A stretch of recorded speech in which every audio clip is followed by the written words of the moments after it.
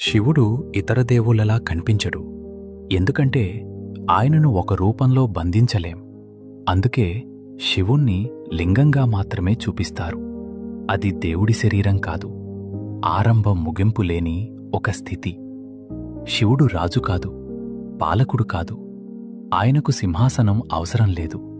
ఆయన శ్మశానంలో ఉంటాడు. ఎందుకంటే అక్కడ అహంకారం ఉండదు, హోదా ఉండదు. అందరూ సమానమే. శివుడు విషాన్ని మింగి కూడా దాన్ని తొలగించుకోలేదు.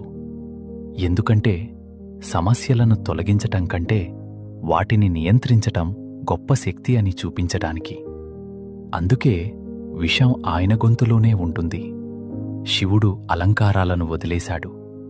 ఎందుకంటే బయట అలంకారం కాదు, లోపల స్థిరత్వమే ముఖ్యమని చెప్పడానికి. ఆయన ఆశీర్వాదాలు కూడా నిశ్శబ్దంగానే ఉంటాయి. ఎందుకంటే శివుడు మన జీవితాన్ని బయట మార్చడు, మనల్ని లోపల నుంచి మార్చేస్తాడు. అందుకే శివుడు దేవుడు మాత్రమే కాదు, మనిషి చివరికి చేరుకునే స్థితి.